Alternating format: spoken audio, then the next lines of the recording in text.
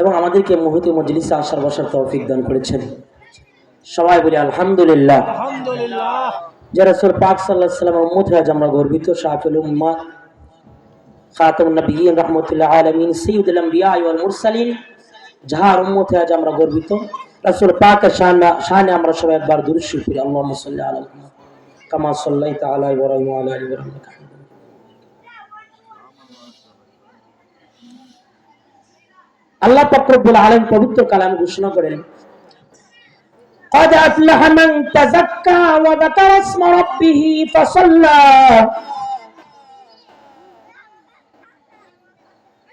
পৃথিবীর সব মানুষ সফলতা খুঁজে, যদি আমার মেয়েটা বিয়ে দিতে পারতাম, ছেলেটা বিয়ে দিতে পারতাম, যদি আমি একটি ঘর বানাইতে পারতাম, তাহলে আমি আজকে পৃথিবীতে সফল কাম হইতাম।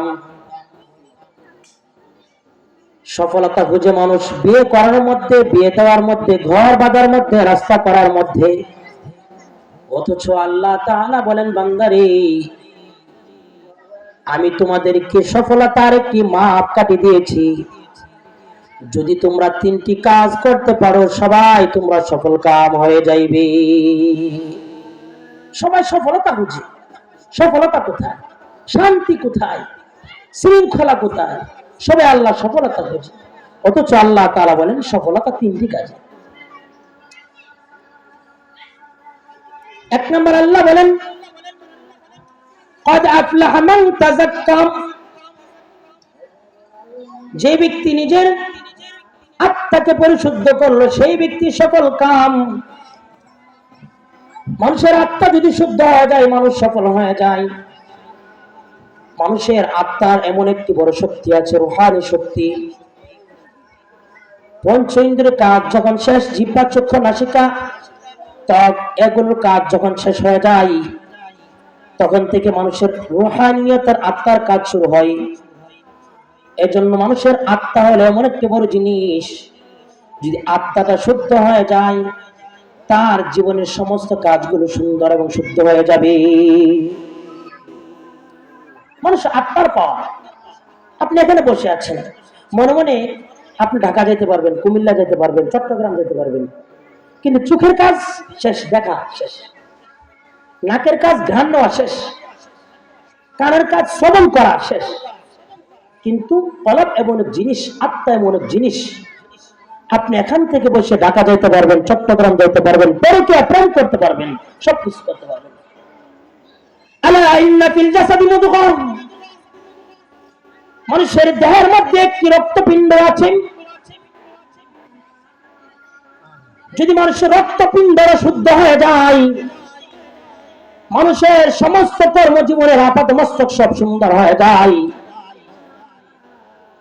আর যখন নাকি মানুষের ওই রক্তপিণ্ডটা যখন নষ্ট হয়ে যাবে, গুনাহ করতে মনে চাইবে, সুদ খাইতে মনে চাইবে, ঘুষ খাইতে মনে চাইবে, বেহায়াপনার কাজ করতে মনে চাইবে, গুনাহের কাজ করতে মনে চাইবে, সুদ খাইতে মনে চাইবে, পরকীয়া প্রেম করতে মনে চাইবে, সব ধরনের গুনাহ কাজ করতে তোমার মনে চাইবে। আল্লাহ রাসূল বলেন সেই জিনিসটার নাম হলো আলা ওয়াহিয়াল কলব, সেটা হলো তোমার মন।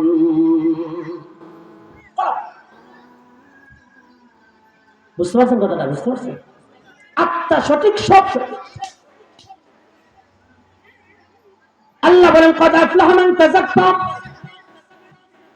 যে ব্যক্তির মনকে পরিশুদ্ধ করলো, কলবকে সুন্দর করলো, পবিত্র করলো, সফল কাম। আল্লাহ তাআলা সমস্ত কথায় গ্রহণযোগ্য। আবার আল্লাহ কসম খেয়ে বলেছেন, ওয়াশ-শামসি ওয়া দুহাহা ওয়াল কমারি ইযা তালাহা ওয়ান নাহারি ইযা জাল্লাহা ওয়াল লাইলি ইযা ইয়াগশাহা ওয়াস সামাই ওয়া মা বানাহা ওয়াল আরদি ওয়া মা তাহাহা ওয়া নাফসিন ওয়া মা সাওয়াহা ক্বাদ আফলাহা মান যাক্কাহা। আল্লাহ সাতটি কসম খেয়েছেন, সংক্ষিপ্ত সময় আমি বলতেছি। আল্লাহ তাআলা সূর্যের কসম খেয়েছেন, চন্দ্রের কসম খেয়েছেন, জমিনের কসম খেয়েছেন, আসমানের কসম খেয়েছেন, দিনের কসম খেয়েছেন, রাতের কসম খেয়েছেন। আল্লাহ বলেন বান্দা আল ওয়াউ লিল কসম, আমি কসম খেয়ে বলতেছি বান্দা সবাই শুন। ভালো করে মনে রাখ, আমি তোকে একটি নফস দিয়েছি, সে নফসের মধ্যে দিয়েছি ফাআলহামাহা ফুজুরাহা ওয়া তাকওয়াহা, সেই নফসের মাধ্যমে তুমি ভালো কাজও করতে পারবে, খারাপের কাজও করতে পারবে, সব ধরনের গুনাহের কাজও করতে পারবে, সব ধরনের ইবাদত তুমি করতে পারবে। আমি তোমাকে একটি মন দিয়েছি বান্দা, কসম খেয়ে আমি বলতেছি, আমার আল্লাহ কসম খেয়ে বলেন, বান্দারে আমি তোর বলে দিচ্ছি, যদি তোর মনটাকে পবিত্র করো তখনই তুই সফল কাজ।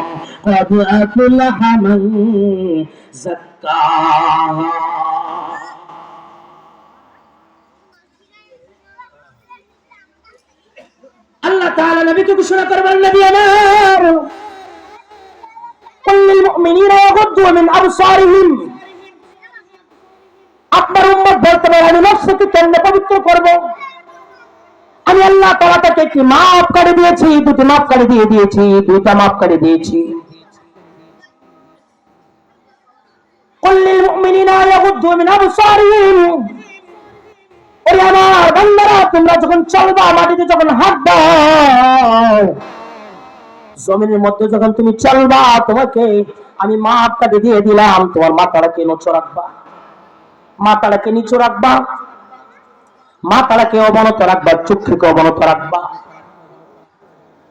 তোমাকে আমি দুইটা মাপ করে দিচ্ছি, এক হলো তোমার চক্ষু, ওয়াহফাজু ফুরুজাহুম, আর বান্দারা যখন তার লজ্জাস্থানকে হেফাজত করে,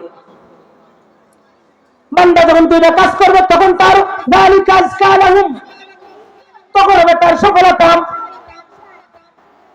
যখন তার চক্ষুকে গুনাহ থেকে বাঁচায় রাখবে, কারণ সমস্ত গুনাহের কাজ শুরু হয় চোখের মাধ্যমে। মানুষ যখন দেখা শুরু করে, কোন গুনাহের কাজ দেখা শুরু করে, তখন হাত দ্বারা করতে শুরু করে, পা দ্বারা করতে শুরু করে, জবান দ্বারা করতে শুরু করে, দেখা শুরু আর কাজ করে হাত দিয়ে, পা দিয়ে, পেট দিয়ে, মুখ দিয়ে, জবান দিয়ে, সব গুনাহ করতে করতে করতে করতে এক পর্যায়ে সর্বশেষ তার গুনাহটা হয়, সেটা হলো লজ্জাস্থানের মাধ্যমে গুনাহ। আল্লাহ বলেন আমি তোমাদেরকে দুইটা মাপ করে দিচ্ছি, এক হলো তোমার চক্ষু, আর একটা তোমার লজ্জাস্থান। বাঁচার কোনো উপায় নাই। তুমি যখন তোমার হাত দ্বারা গুনাহ করবা, এটা রেকর্ড, জবান দ্বারা গুনাহ করবা, সেটা রেকর্ড, তোমার পা দ্বারা গুনাহ করবা, সেটা রেকর্ড, তোমার ঠোঁট দ্বারা গুনাহ করবা, সেটা রেকর্ড হয়ে থাকবে। আল্লাহ তাআলা তোমাকে যখন বলবে বান্দা তুমি গুনাহের কাজ করেছো কিনা, বান্দা বলবে আল্লাহ গো আমি তো এই গুনাহের কাজ করি না। বান্দা তুই এই কাজটা করছিস কি? করবে আল্লাহ আমি করি না। আল্লাহ বলেন ফেরেশতারা শুন,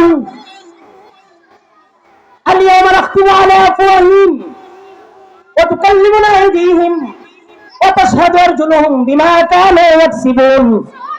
আল্লাহ বলবে ফেরেশতারে তার মুখটার মধ্যে কি কষ্টিপ লাগায় দে, টেপ লাগায় দে, সে যেন জবান দ্বারা না না করতে না পারে, টেপ লাগায় দে।